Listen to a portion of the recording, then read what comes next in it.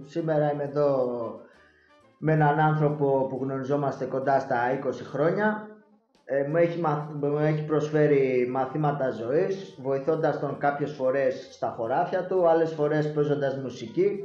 Αυτός τσαμπούνα και βιολί και εγώ τουμπάκι και λαούτο.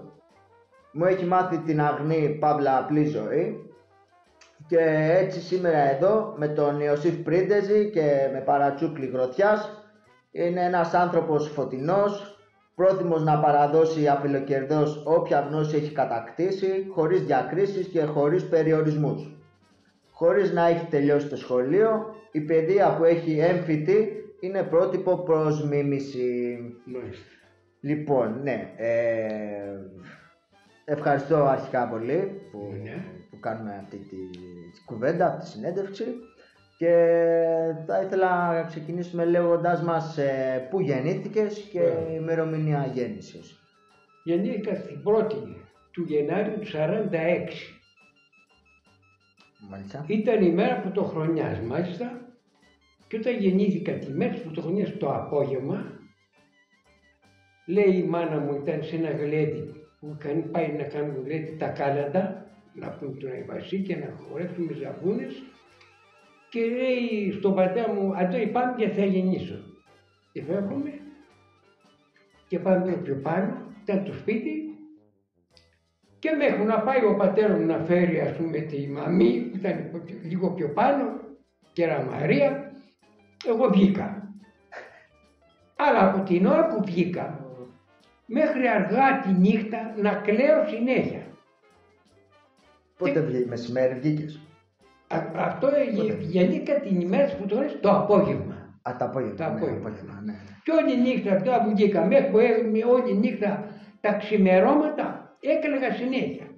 Κύριε μαμά, τι να του κάνω. Κάποια στιγμή λοιπόν ήρθε μια παρέα, κατεβαίνανε από το Βαϊσά, πάω Βαϊσά και μόλις φτάσανε, λέει πάμε να πούμε τον Άι Βασίλη στον Αντώνη, εδώ και στην Μαρίκα. Και μόλις λέει άκουσα εγώ τη ζαμπούνα, σταμάτησα να κλαίω. Μάλιστα. Μπήκαν μέσα, παίξαν ζαμπούνα, τους κέρδο, φύγαν όλα αυτά, εντάξει. Η πρώτη σου επαφή και με τη μουσική δηλαδή. Αυτά δηλαδή, αυτό θέλω να καταλήξω ότι μου τα είπε βέβαια η μάνα μου μετά όλα αυτά, ότι άκουσα τη ζαμπούνα. Το πρώτο πάψη ήταν η ζαμπούνα. Και γι' αυτό έμαθα. Πήγα σε ένα που λέγονταν Μάρκος Δαλέζιος και έμαθα σε αυτόν, Καράκαλος. Τι ηλικία? Σε ηλικία 8 χρονών ξεκίνησα. Μάλιστα μεσολάβησε η μάνα μου σε αυτό το Μάρκο που λέμε το Δαλέζιο. Τον ερώτησε να... Ναι, ότι έπαιζε ζαμπούνα και λέει έχεις να μάθεις τον Ιωσήφ. Και ερχόταν εδώ Βεγγέρα καμιά φορά τα βράδια, κάπου ερχόταν Βεγγέρα και μου έδειχνε. Και μετά έμαθα εγώ πιο πολλά από εκείνον. Γιατί είμαι πολύ ακουστικός,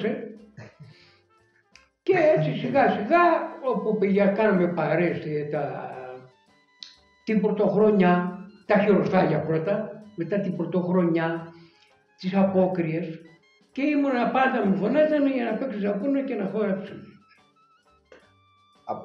Είσαι με τη ηλικία σου 8 χρονών όταν ξεκίνησες τα πρώτα μαθήματα. Ναι, τα πρώτα μαθήματα. Πόσα κάνατε όμως? Εγώ στα 5-6 μαθήματα Έμαθες, ναι.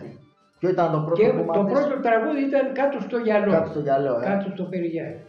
Με αυτό έμαθα και εγώ και εσάς όλους. Και εμάς όλους. Τα παιδιά. Εσύ το ζήτησες όμως να μάθεις τσαμπούνα? Ναι. Εσύ το... Ναι, γιατί όταν γεννιέται ένα παιδί και ακούει πρώτη μουσική, τι θα ακούσει? Τη ζαμπούνα, μετά έρχεται τα βιολιά και τα κλαρίνα, όλα αυτά στα παγύρια και αυτά μέσα, και αργότερα έρχεται το μπουζούκι. Πολύ αργότερα έρχεται το μπουζούκι στη ζωή μου. Τώρα μιλάμε για μετά το 50, μετά το 55. Μιλάμε τώρα για τις αρχές του 50, όλη η δεκαετία του 50 και του 60. 50-60, δηλαδή... Εκεί ήμουν στο 60 πια ήμουν και ελεύθερος, νέος, και κάναμε παρές. 14 χρονών δεν ήσουν? Το 60. Ναι, από 14, 15, 16 και για πάρα. Και με παίρνανε και πηγαίναμε να λέμε τα κάρτα, ξέρω εγώ, γυρίζαμε 2 μέρες. να ρίχνουν τα κάρτα με το... Και πάντα, ας πούμε, προτιμούσα να πάμε εκεί που είχε και κορίτσια, σε σπίτια με κορίτσια. Βέβαια, δίμα. Και πολλές φορές πηγαίναμε που και παίζαμε ζαμπούνα και δεν άναβε το φορ στο φεγγίτι της πόρτας πάντα.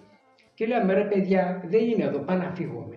Ναι. Και ακούγομαι λοιπόν από μέσα και λέει, θα είμαι εδώ, θα σας ανοίξω, θα σας κεράσω, αλλά θα πείτε όλο τον Άγιο Βασίλη. Εκεί μεγάλωσε. Και αυτός ο Άγιος Βασίλης είναι ο ίδιος που... Ναι, αυτό με τραγουδάμε τώρα. Ναι. Στο θέατρο Απόλλων πέρσι και φέτος ας πούμε τραγούδισα. Πόσα άτομα πηγαίνατε? Γύρω σε 7, 8, 9, θέλανε πολύ. Ένας τσαμπούνα, εσύ. Τσαμπούνα, ντουμπί και οι υπόλοιποι ήταν παρέα, τραγουδούσαν και χορεύαν και ξέρω εντάξει. Λέγανε και τον Άγιο Βασίλη, για να λέει και τον Άγιο Βασίλη. Γινότανε τσέρτζελο. Και αυτό γινόταν μέχρι που πήγε και στρατιώτης και άμα γύρισα από στρατιώτης συνεχίσαμε. Και πήγαμε και για κορίτσια, είχε κορίτσια στα σπίτια. Καλά πήγαινε αυτό. Βγάζατε κορίτσια τότε? Ναι, γνωρίζατε. Και στις παρέες που κάναμε μετά στα μαγαζιά, χόρταν τα κορίτσια μαζί μας. Για να διασκεδάσουν και αυτά. Τους λέγατε να έρθουν μαζί σας, δηλαδή τα κορίτσια? Ναι, τα γνωρίζατε στο σπίτι? Τα γνωρίζαμε. Ναι. Και παίρνουμε και την άδεια από τους γονείς, ήταν λίγο πιο αυστηρά. Ναι. Κακό τώρα. Εσύ πότε ξεκίνησες? Εγώ μου αρέσει το ελεύθερα. Πότε ξεκίνησες να πηγαίνεις σε μαγαζιά? Από 14 χρονών, να η πρώτη μου παρέα απέναντι εκεί. Ναι. Η πρώτη μου παρέα ήταν αυτή. Είμαστε 2, 4, 5 σε μαγαζί καθόμασταν. Για πρώτη φορά μπήκαμε, παίξαμε και μάλιστα ξέρω εγώ είχαμε και λίγα λεφτά. Ρε παιδιά, μην παίρνουμε και πολλά, μην τυχόν και μείνουμε και βέρες εδώ στο μαγαζί. Τι πίνατε? Κρασί. Πίνατε κρασί από 14? Ναι, εντάξει. Όχι ότι... Εγώ δεν μέθησα ποτέ. Μια φορά μέθησα και αισθάνθηκα τόσο άσχημα και μάλιστα με ποτό μαστίχα. Μαστίχα ποτό. Εισαγόμενη από... Όχι, ναι, από τη Χίο. Ναι, αυτό είναι, ναι, όχι Συριανή. Και ναι, ήταν τότε μαστίχα το ποτό, μετά έρχεται το ουίσκι, μετά έρχεται τάξη. Τώρα ξαναλέω, είμαστε εκεί για τη δεκαετία του 60. Ναι, αυτά ναι. Όλα αυτά μέχρι τη δεκαετία του 60. Μετά πήγα στρατιώτης το 66, πήγα στρατιώτης το 67. Και πανηγύρια που γινόντουσαν, δηλαδή έχουμε τα... Κοίταξε, όσο μεγάλωνα εγώ στα πανηγύρια, είχε μερικά μαγαζιά που δεν είχαν και απλώς μεγάλες ορκίστρες και φέσανε με ζαμπούνες. Ψυρτό, μπάλο, καλαματιανό, τέτοια πόλκα. Τους πλήρωνε τους ζαμπουνιέριδες? Παλιά και πλήρωνε. Μετά εγώ δεν πήρα ποτέ λεφτά. Τελευταία το είχαν κόψει. Αλλά πολύ παλιά πηγαίνω από εκεί και πέραμε με οκάματα. Μάλιστα το γράψε ένα βιβλίο ο Σολάρης. Εδώ στο Φοίνικα έβγαινες? Και μετά ποιος είχαν πιο πολλά λεφτά, αυτοί ας πούμε φέραν ορκίστρα, κλαρίνο, βιολί, λαούτο, σαντούρια και κανονάκια. Θυμάσαι κανένα μαγαζί που... Τώρα. Έτυχε χρονιά εδώ να έχει... ο Παντελέος ήταν το ένα μαγαζί. Ναι. Στη μέση ήταν ο Πατέλης που είναι ο Σολάκας τώρα και βγήκε. Αυτά είναι τα μεγάλα μαγαζιά που φέρναν τις ορκίστρες. Και από εκεί μιλάει Φοράδης. Ναι, όλα στο Φοίνικα και τα τρία. Ναι, και τα τρία καμιά φορά παγίδι του Αγίου Παντελεήμου 27 Ιουλίου. Ναι. Φέρνανε και 3 ορχήστρα. Άντε. Ναι. Η ζαμπούνα ήτανε, μετά έμεινε η ζαμπούνα στα χειροσφάγια, την πρωτοχρονιά στις γιορτές και στις απόκριες. Απόκριες χορεύανε και γλεντούσαν με ζαμπούνες. Που ήμουν και μεγάλος. Δεν ακούσουν ζαμπούνα, ήταν της αποκριάς. Και μόλις τελειώνε οι αποκριές, η ζαμπούνα την τυλίγανε και τη βάνανε στο σελτάρι. Για ξανά μετά το Χριστούγεννα. Για το επόμενο χειροσφάγια. Το Νοέμβρη, ναι. Και γλεντούσαν τα καλοκαίρια με τα βιολιά, κλαρίνα, λαούτα και σαντούρια και κανονάκια. Και γλεντούσαν σε μαγαζιά επιτοπλίστων. Ναι, εντάξει, τα πανηγύρια. Και κρατούσαν μάλιστα, όταν ήμουν μικρός, κρατούσαν μέχρι την άλλη μέρα το βράδυ, δηλαδή 27-28 Ιουλίου μέχρι την άλλη μέρα, μέχρι το βράδυ κρατούσαν τα πανηγύρια. Ναι. Δεν ήταν πανηγύρια όμως, όχι μια βραδιά που απλά θα παίξει. Όχι, πανηγύρια. Μια γιορτή. Δύσκολα, και ξέρεις, δύσκολα να βγαίνουν όπως βγαίνουμε τώρα, ας πούμε, τα βράδια και ξέρω εγώ και πάμε, ξέρω. Γιατί όταν πηγαίνεις στα πανηγύρια, στις γιορτές, στα μαγαζιά, τα υπόλοιπα χειμώνα που τη βγάζανε στα σπίτια μέσα, παρέες. Ναι. Η νεολαία που πήγαινε στις αποθήκες, σε λέγανε θεμονιές. Αποθήκες, Ναι. σε λέγανε θεμονιές. Ναι. Κόβανε λοκάλικα, χειροσφάγια, ξέρω εγώ, βάλανε εκεί πέρα, ξέρω, ένα μεζέ και πέσανε και χορεύανε μέσα στις αποθήκες που σε λέγανε θεμονιές. Η νεολαία. Και οι μεγάλοι ήταν μέσα στα σπίτια, στις άδρονια και στις κουζίνες. Και ερχόντουσαν και κορίτσια τότε και χορεύανε και... Τότε εγώ εντάξει ήμουν πολύ μικρός, δεν μπορώ να πω, δεν θυμάμαι, αλλά ήταν επιτοπλή στα αγόρια. Μέσα σε σπίτια. Αν ήταν το σπίτι κορίτσια, ήταν και αυτά μέσα, κατάλαβες. Με ζαμπούνες. Ήταν λίγο πιο αυστηρά, λίγο πιο μαζεμένα. Με ζαμπούνες ή και βιολί και ζαμπούνα ή... Όχι. Είχε και κάποια όργανα, είχαμε εδώ στα Φινικάνα που έπαιζε και βιολί και κλαρίνο. Και ζαμπούνα έπαιζε ο άνθρωπος. Αυτοί καμιά φορά παίζανε σε κάποιες παρέες στα σπίτια, κατάλαβες. Ένας-δυο, δεν είχε πάρα. Εσύ δεν έπαιζες. Μετά... Ήσουν μικρός εσύ ακόμα. Εγώ ζαμπούνα. Ναι, εκεί στις θεμονιές. Άλλο όργανο. Όχι, στις θεμονιές που μου πες εκείνη. Ναι, έτυχε να πάω και να παίξω. Να παίξω κι εγώ. Ναι. Σε κάλεσα. Μα πήγε 13, 14, 15 χρονών, κάποιοι δεν ακούσουν, εδώ να πιο κάτω τάξη μητρός, πήγα και έπεσα. Ναι. Και ωστόσο, όταν εγώ ήμουνα πια 14 χρονών, βγήκε το μπουζούκι, η Δαρέζα από τη Λαγάτσα, Κατσαντώνης αυτοί όλοι, και εδώ στο Φίνικα παίζανε μπουζούκι, τρεις. Ναι. Το οποίο μάλιστα μου είχε πει ένας από το κάτω, Ιωσήφ, εσύ έχεις καλή ακουστική, έλα να σε μάθω μπουζούκι. Εγώ θέλω ζαμπούνε και βιολί. Αλλά δεν βρίσκα, το καημό μου ήταν που δεν βρίσκα έναν άπο να μου δείξει βιολί. Θα ήμουν κορυφή, άστατα. Δεν έβρισκες και όργανο, γιατί άμα είχες όργανο θα βρίσκαμε κάποιος, θα αγοράζα, θα είμαι τον πατέρα μου, θα μου αγόραζε. Αλλά κάποιος να μου δείξει. Και είχα πάει μάλιστα κάποτε, λεγόταν Γιάννης Μουσουράνης. Του λέω, Μαστρογιάννη, να έρθουν να μου δείξεις μικρά πράγματα απάνω στο βιολί. Έπαιζα ένα καλό βιολί, εντάξει. Λέει, κοίτα, άκουσα να πάω μέσα όπως έμαθα κι εγώ. Απόητες.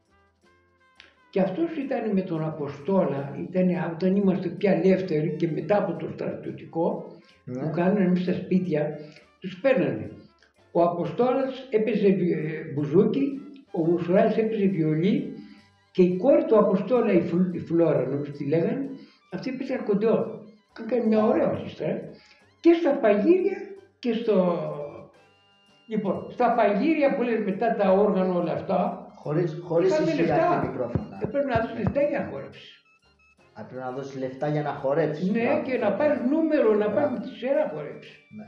Εκεί γινόταν και παραξήγηση. Πηγαίνατε ανά οικογένειες, Ναι, παρέες.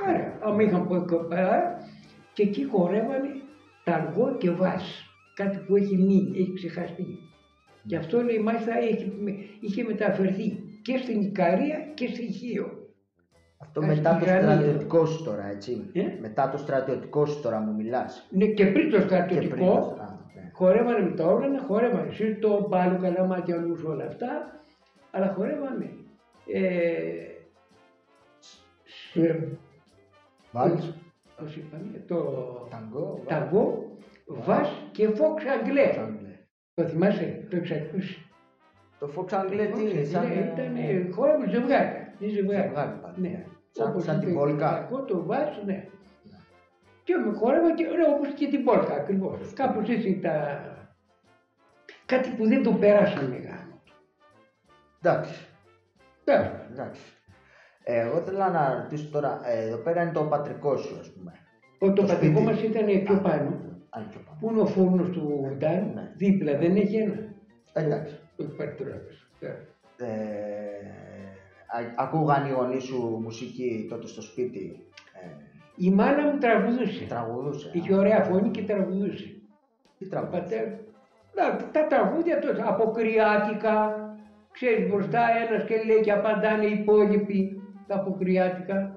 Ήταν η μητέρα σου? Τα είχαμε περάσει, νομίζω, θυμάσαι, ήσουνα. Ναι, ήσουνα, γιατί σε έχω. Ναι, φορά είδε ταινία. Ναι.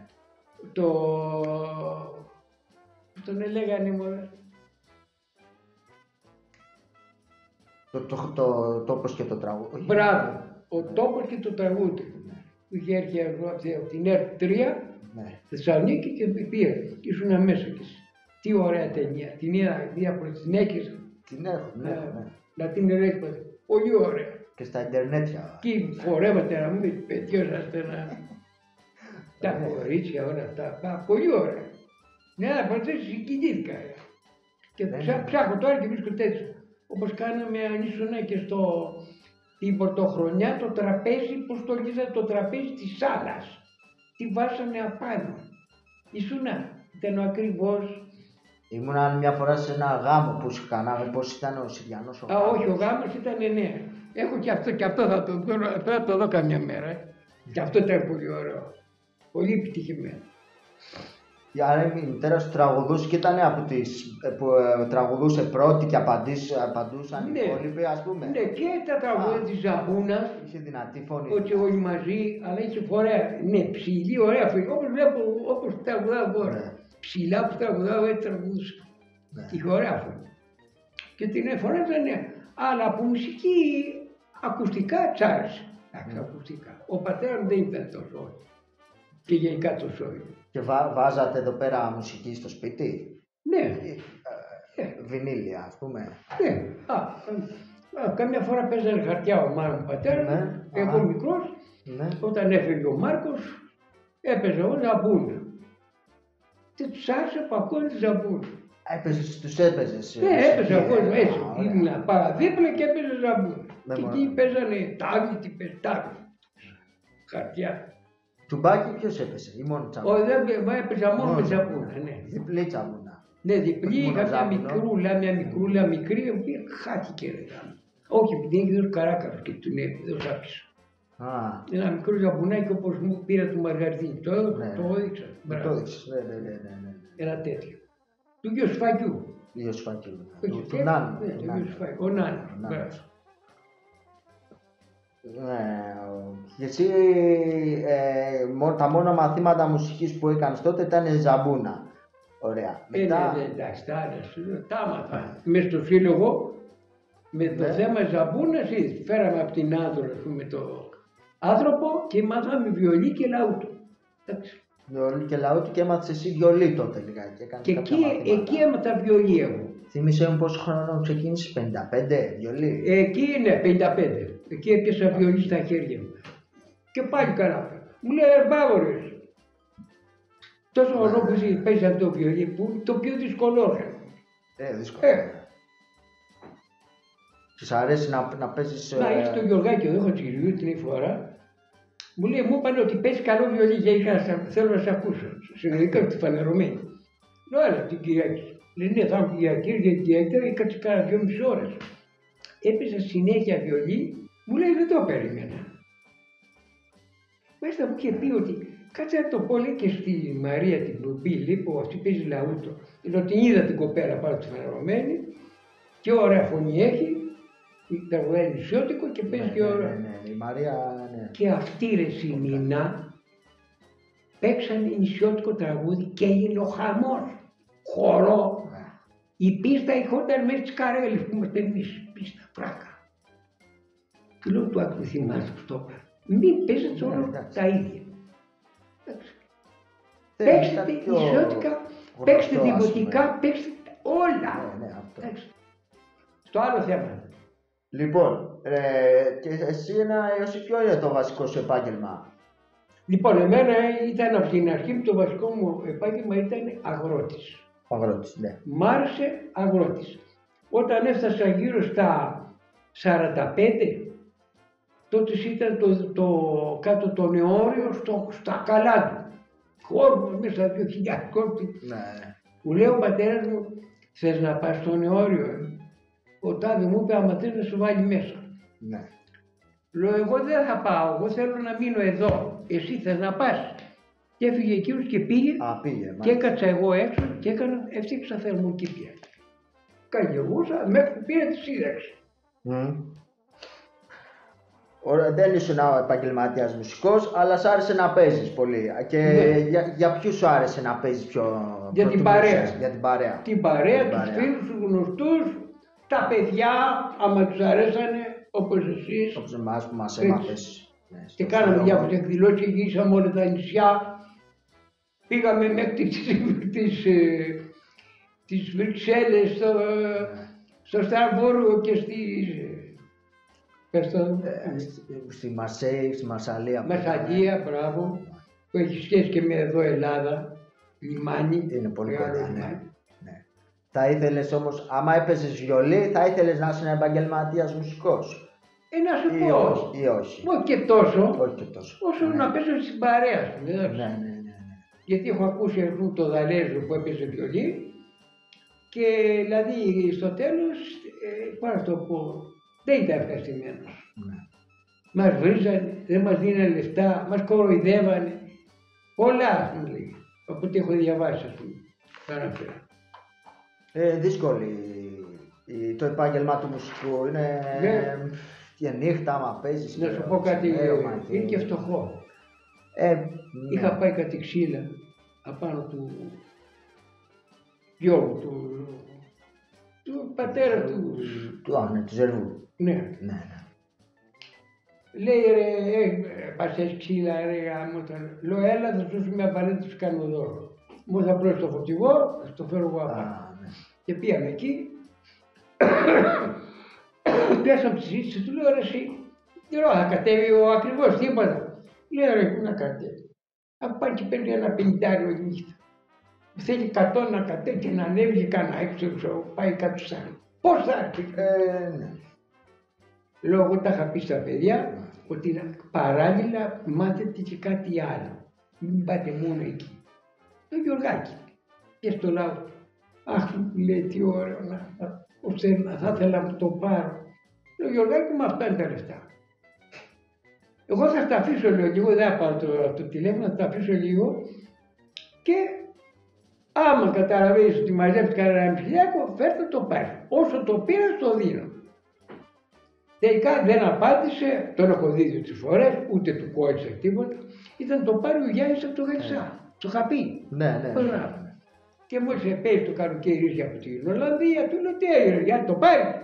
Μου λέει ρε φίλε, δεν μου βγαίνουν. Δεν βγαίνουν. Παρόλο που παίρνουμε λίγο παραπάνω εκεί, ας πούμε, δεν βγαίνουν. Παίρνει κάτι κοιτάξτε, μου φαίνεται. Έχει ακριβή κάποια ζωή κιόλας. Τα πράγματα, τα σπίτια, όλα, νίκη, όλα αυτά είναι ακριβά. Μου λέει δεν μπορώ, θέλω να το πάρω, αλλά δεν μπορώ. Εντάξει. Να και ο Γιώργος, λέω Γιώργο θα στα αφήσω, το άφησα από πέρσι το καλοκαίρι του κάτσαμε εδώ να. Άφησα να περάσει, λέω τώρα ξέρεις κάτι. Θα το δώσω ένα να φεύγει γιατί να είναι μαζέψω και λιγάκι. Και θα αφήσω και τζαμπούνα, 1-2 βιολιά, τίποτα. Αυτά. Τώρα θα σε πάω κάπου αλλού, κάπου λίγο διαφορετικά. Θέλω να μου πεις για σένα ποια είναι η διαφορά της οργανικής μουσικής από τη μουσική με στίχους και γιατί χρησιμοποιούμε στίχους, παύλα κείμενα, στη μουσική. Ναι. Κοίταξε, το να παίζει και τη ζαμπούνα, εντάξει. Εγώ ας πούμε παίζω, θέλω να παίζει ή το λαούτο ή το ντουμπί, να είναι απάνω να είναι σωστό. Ένα πράγμα που μπορεί να κρατάει σωστά για κάποιον που δεν ξέρω εγώ, είναι να ακούει τον άλλο τραγουδάει. Δηλαδή να έχεις αυτή να ακούσει τον άλλο να τραγουδάει και να παίζει ανταπόκριση. Έτσι μπαίνεις μέσα στο νόημα της μουσικής. Γιατί έχω ακούσει πολλοί παίζουν αρλούμπες τη μουσική. Έτσι. Τη μουσική και το στίχο. Είναι κάτι σωστό. Δηλαδή η θεωρία σωστή, αλλά και η πρακτική ακόμα πιο σωστή. Έτσι. Γιατί η θεωρία κάθεσαι εκεί πέρα 1, 2, 3, 5, 10 χρόνια και μαθαίνεις με το ζόρι, όπως μου είπε ο Μάκαρης. Κόψε να τρελαθώ, μου λέει. Τι σου είπε? Ο Μάκαρης είναι της Θελήνας της Κονιτοπούλου ο άντρας. Ναι. Μάλιστα, ο πεθερός είναι ο Αντώνης ο Κονιτόπουλος. Τους είχαμε φέρει μια χρονιά εδώ. Μάλιστα. Λοιπόν, έπαιζε, ναι. Ήταν λίγο σφιχτός και κάποια στιγμή μου λένε ρε είναι εδώ γάμο, είναι μεγάλος αυτός και κάνει και μάθημα βιολί και τραγουδούσε ρε, από την Άξο. Λέει ο Μπαρμπεράκης. Μάλιστα. Μου λέει ρε εσύ είναι ο Μπαρμπεράκης εδώ να παίξει. Αμένω να παίξει, δεν παίξει. Και ανεβαίνει απάνω η διαφορά. Η πρακτική με τη θεωρία. Καμιά φορά η πρακτική παίζω αλούμπες γιατί παίζω αμπαμπαμπα, δεν είναι σωστή, αλλά και η θεωρία πολλές φορές είναι κουμπωμένος. Ναι. Ανταποκρίσεις σε όλα αυτά πολλές φορές δεν έπεσε. Εντάξει, αυτή είναι η διαφορά. Ναι. Θέλει λιγάκι τη χρυσή τομή σε αυτά τα πράγματα. Ναι. Να ξέρεις θεωρητικά. Καλό είναι, ας πούμε, ένας που πρακτική, βιολί, ό,τι και να ανιζάβουν όλα αυτά, να κατέχει κάποιες νότες. Έτσι. Όταν μου λέει ο άλλος να παίξει το αρδεμόνα ή μια γυναίκα, όπου θα παίξει από την ντο. Ντο δίεση είναι η ζαβούνα μου, από την ντο είναι στο βιολί. Και κάνει τη φωνή της στην ντο. Εκεί από τη λα ή από τη σόλ. Συνενογές, ας πούμε, μιλάτε. Όταν τραγουδάει άντρας η χαμηλή φωνή του ή από τη σόλ ή από τη λα. Πρέπει να ξέρεις και πρακτικά κάποια πράγματα, έτσι. Και θεωρητικά. Αυτός που είναι πρακτικός και ακουστικά. Ναι. Και είναι και γέννημα, πώς το πω, του ανθρώπου να έχει ακουστική. Τι εννοείς? Δηλαδή, πώς το εννοείς, ναι. όταν ακούσω εγώ ένα τραγούδι, τώρα το τελευταίο ακούσει ένα τραγούδι, μάλιστα το έχω γραμμένο. Το καλοκαίρι μου δώσες ένα τσαπί στα φίλη και καρτερό το κόκκινο σαν τα δικά σου χείλη και θέλω να σαρπάρω, να πάω για την πάρω στην 100 τα πηλιανή, γυναίκα θα σε πάρω. Αυτό το άκουσα, το πιάσε, κατάλαβες. Ο άλλος σου δυσκολεύεται, κάποιος άλλος δυσκολεύεται. Μπορεί να του γράψει νότες. Να πρέπει για να το μάθει να του γράψεις νότες. Για να άμα ξέρει νότες, πάει με νότες, κατάλαβες. Από πού που θα πιάσεις, από τη σόλ, από τη λα, από τη ντο, από τη ρε, από τη μη. Εκεί θα πας. Ναι. Εντάξει. Ναι. Ωραία. Ποιο είναι το αγαπημένο σου όργανο? Το πιο αγαπημένο μου όργανο. Γενικά, ας πούμε. Γενικά όλα. Ξέρεις, ναι. Και αυτά που δεν παίζω. Ναι, και αυτά που δεν παίζεις. Είναι πρώτο η ζαμπούνη και δεύτερο το βιολί. Ήταν αυτά που άκουσα από μικρός. Εντάξει, μου έχουν μείνει. Και μ' άρεσε που γλεντούσαν αυτοί οι άνθρωποι με αυτά τα όργανα. Είναι ωραία, ναι. Οικογενειακό, χορεύω όλοι μαζί. Εγώ τώρα εγώ όπου πάω καμιά φορά με μπουζούκι και αν δεν είχε βιολί, βάλε μου το τζεμπέκο το αϊβαλιώτικο. Είναι του βιολιού. Έχει έρθει από το βιολί.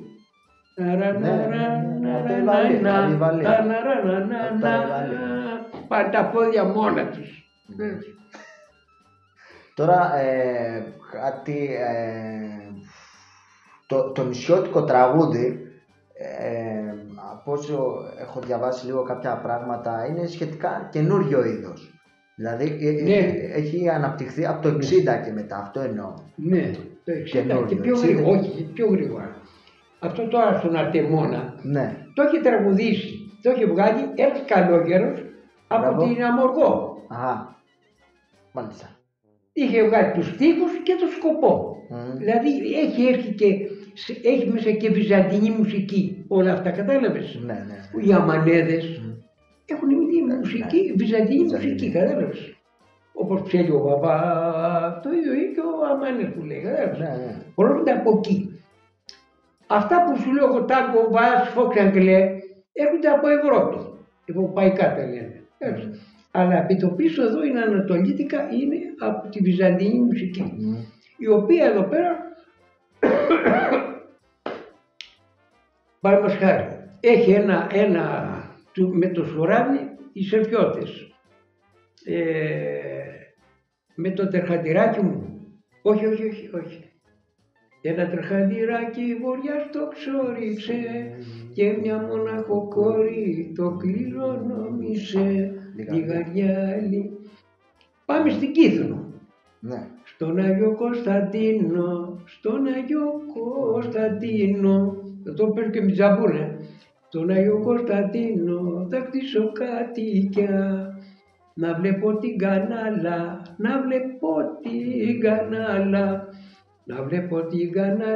και πίσω τα λούτρα. Η κανάλα ποια είναι? Είναι που είχαμε πάει στην Κύθνο. Είναι χαμηλά ένα ωραίο μέρος, μέσα σε δάσος, πέντε μοναστήρι, κάτι εκκλησιά, μάλλον κάτι εκεί πέρα, ναι. Ένα πολύ ωραίο μέρος, έχω πάει 2 φορές εκεί. Να σου κάνω 2 τελευταίες ερωτησούλες. Ναι, όσες θες. Ποια είναι η δική σου ιδέα της τέλειας ευτυχίας? Η δική σου ιδέα, ποια είναι η δική σου ιδέα της τέλειας ευτυχίας? Της τέλειας ευτυχίας. Ναι. Εδώ τώρα. Ωραία. Όταν γεννήθηκα από μικρός, καταρχήν είχαμε τις θρησκείες εκείνο το αυστηρό. Ναι. Τούτο αμαρτία, κόλαση, καθαριτήρια, παράδεισος και ξέρω εγώ, απαγορεύεται εκείνο, απαγορεύεται το άλλο, απαγορεύεται το άλλο. Αυτό εγώ δεν μ' άρεσε. Και διαβάζοντας, ας πούμε, πάρα πολλούς συγγραφείς, ένας ήταν αυτός ο Νίκος Καζαντζάκης. Τι είπε ο Νίκος Καζαντζάκης, ο οποίος έλεξε όλη την υπόθεση του Ιησού Χριστού. Τι έκανε? Του Ιησού Χριστού. Όλη την υπόθεση, ναι. Πήγε κάτω στην Παλαιστίνη και τα έρεξε όλα αυτά και δεν είναι όπως μας τα παρουσιάζαν εδώ. Το άγριο. Δεν ήταν ο Ιησούς ο άγριος. Ο Ιησούς ήταν ο ελεύθερος άνθρωπος να έχει σχέση με όλο τον καλό κόσμο, να βοηθάς το δίπλα σου, να προσέξεις, ξέρω εγώ, τα παιδιά, όλα αυτά. Κατάλαβες? Ναι. Το οποίο εγώ σιγά σιγά μεγαλώντας τα άμαθα και διάλεξα αυτό το πράγμα. Δεν πιστεύω τίποτα, δεν ελπίζω τίποτα, είμαι ελεύθερος. Αυτό το θέμα, ελεύθερος. Αυτό άμα δεν είναι στην Κυριακή, στην εκκλησία, θα πας στην κόλαση, εγώ το κοροϊδεύω σήμερα. Το βάλω εγώ μικρός και γι' αυτό απεχθάνομαι αυτό το πράγμα. Και θα σου δώσω ένα παράδειγμα, γιατί αυτό μπορεί να έρθει στην Ορθόδοξη θρησκεία. Ναι. Για τον καθολικισμό τώρα. Λοιπόν, το 1600-700 η Γαλλία, ο καθολικισμός της Γαλλίας ήταν αυτό που σου λέω εγώ, το αυστηρό. Φτάσει και στη χρυσιά μπροστά, μην τη γυρίσεις, κατάλαβες. Η Ισπανία, η Ιταλία ήταν Ελλάσκα, η Γερμανία, Ολλανδία από πάνω, όλα αυτά Ελλάσκα. Έγραψε ένα συγγραφέα, αυτός ο συγγραφέα δεν θυμάμαι το όνομά του, Γάλλος, γεννήθηκε το 1808 και πέθανε το 1868, κάπου εκεί, καμιά 60 χρόνια. Ναι. Τι έγινε τώρα, αυτό το πράγμα της Γαλλίας με τη γαλλική προστασία που λέγανε που είχαν εδώ με τους Τούρκους, είχαν φτιάξει συμμαχία. Ναι. Ναι. Και όλη αυτή την νοοτροπία τη φέρανε εδώ στα καθολικά, σε εμάς αυτά τα καθολικά. Τα οποία τα πήραν και λίγο οι Ορθόδοξοι, αλλά και τόσο, είναι πιο λάστρα πολλά από εσάς. Ναι, όχι, και μεγάλωσα σε αυτό το αυστηρό. Και λέει τώρα αυτός, γράφει μέσα, είχε έρθει στη Σύρο. Πήγε πάνω στα Χρούσα που είχε κάτι αρκωτικά και ήταν τόσο ωραίο το μέρος και τους είπε, μα τον φιλοξένησε ένας εκεί πέρα ρούχοντας και του λέει, και πού να πάει να δεις από την άλλη μεριά ένα άλλο χωριό. Λέει, απά το δω. Και εδώ παίρνει ένα παιδάκι ξυπόλυτο, ανεβήκαν τις νύτες και προβάλλουν εκεί την Ποσειδονία του. Ντελαγράτσα που τη λέγανε. Και εκεί είχε κάποια αρκωτικά, ήταν ωραίο. Και του άρεσε πάρα πολύ και έκατσε όλη μέρα εκεί. Και είχε γράψει αυτός ότι ο καθολικισμός της Γαλλίας, ο αυστηρός, μία μέρα θα διαλύσει. Να το. Έχουν χαλαρώσει. Και ξέρεις τι ακούω τώρα. Ότι ένας παπάς έχει 8 ενορίες στη Γαλλία. Όπως και εδώ τώρα σβήνουνε. Δεν πάνε. Νεολαία κάνουν, κάτι λίγοι πάνε. Και τι κάνουν τώρα, λέει, εσύ πιο χαλαρά. Τώρα πιο χαλαρά. Ναι. Εμένα μου αφήσαν την καρδιά. Άμα ήμουν μικρός. Μα γιατί ρε γάμο. Ο Ιησούς δεν ήταν έτσι. Ο Ιησούς προπατούσε, αγαπούσε όλο τον κόσμο. Μέχρι που συγχώρησε και αυτούς τον σταυρώσαν. Και ένα άλλο που το έχω πει σε πάρα πολλούς και γράμματους και ακροματικούς και όλα αυτά. Δεν παραδέχομαι το σκέτο σταυρό σκέτο. Ψεύομαι όταν δω ένα σταυρό και απάνω τον Ιησού. Εκεί που τον εκτελέσανε. Τον σκοτώσαν, τον ελιώσανε εκεί απάνω και πήραν πρότυπο αυτό το πράγμα και το κάτσαν σε όλες τις χριστιανικές ορθόδοξες, όλες οι θρησκείες χριστιανικές. Σταυρό, σκέτο, σταυρό, όπου να είναι σταυρό. Έχει διαφορά. Αυτό εγώ δεν το πάω. Λέει δεν κάνει σταυρό, δεν το κάνω. Αλλά άμα δω ένα σταυρό μες στο σπίτι μου μέσα ή άμα δω σε άλλο σπίτι και δω τον Ιησού απάνω, αυτό σεβόμαι. Ναι, γιατί εκεί απάνω τον εκτελέσανε. Το θυμίζει κιόλας. Γιατί να προσκυνάω το σκέτο. Και ξέρεις από πού έρχεται. Αυτό από την Υπερσία, ήταν η ποινή θανάτου της Περσίας, ήρθε στην Παλαιστίνη και πήγε μέχρι την αρχαία Ρώμη. Μάλιστα. Και το έχουν τώρα εδώ πέρα και το πρότυπο. Έχουν εδώ τέτοια ένα και κάθε μέρα τον ανάβουν και φεύγει όλο το πίνι. Τι λέω. Το σκέτο σταυρό. Ναι. Σοβαρά λέω. Ναι. Δεν το πάω. Ένα τελευταίο. Τι εκτιμάς περισσότερο στους φίλους σου? Γιατί εκτιμάω. Τι εκτιμάς, τι εκτιμάω. Ναι. Να είναι, γιατί βλέπω παιδιά, ακόμα και δύσκολα παιδιά να βρω, κάνω μαζί τους και προσπαθώ να τους φέρω να είναι ήπιους. Ναι. Είχαμε μέσα στο σύλλογο 20 χρόνια, περάσανε καλά παιδιά, περάσανε άτακτα παιδιά, φόνταν εκεί πέρα και μου λένε ρε πώς σε υποφέρεις ρε. Εγώ πήρα εδώ και φεύγανε οι μεγάλοι, του συμβουλίου μου έτσι. Ναι. Τι πώς σε υποφέρεις, δεν πειράζει, λέω παιδιά. Είχαν τώρα να παίξουν, να φωνάξουν, να τραγουδήσουν, να κάνουν καμιά διαολιά. Δεν πειράζει. Αυτά κάναμε και εμείς όμως είμαστε μικροί. Εντάξει, εγώ δεν είχα μιλήσω. Κατάλαβες. Και έτσι εκτιμάω όλα τα παιδιά και ακόμα τα άτακτα παιδιά, βλέπεις τώρα τι γίνεται, συμμορίες. Ξεκίνησε από την Αθήνα και έχει πάει στην επαρχία. Άκουσε στην Άξο προχτές ένα παιδί, βαρεχά από τον άλλο, τον έκλειψε, τώρα είναι στο νοσοκομείο. Στην Ερμούπολη κάτω παιδιά λέγανε τα κάλαντα και πήγαινε μια άλλη συμμορία, έτσι λένε, παιδιά, ηλικία του λίγο πιο μικρά, πιο μεγάλα, τους βάραγαμε, τους κοπανίσαν και τους πήραν τα λεφτά που έζησαν τα κάλαντα. Μάλιστα. Αυτά φταίνουν αυτοί που είναι επάνω που μας κυβερνάνε. Και δεν ξέρω μπορεί να είναι και σκόπιμα. Ξέρεις, μπορεί να είναι και σκόπιμα. Κάτω με κάτω, να το εκεί πέρα, μην να πουλάμε, να κονομάμε. Σίγουρα. Για να τελειώσω, ναι. Ότι αυτοί οι δύο πολέμοι είναι στημένοι για να κάτσουν κάτω του λαούς. Και θα το δεις. Θα το δεις. Ευχαριστώ πάρα πολύ. Να είσαι καλά. Και πάμε να παίξουμε λιγάκι τώρα. Και ό,τι θες εδώ είμαστε.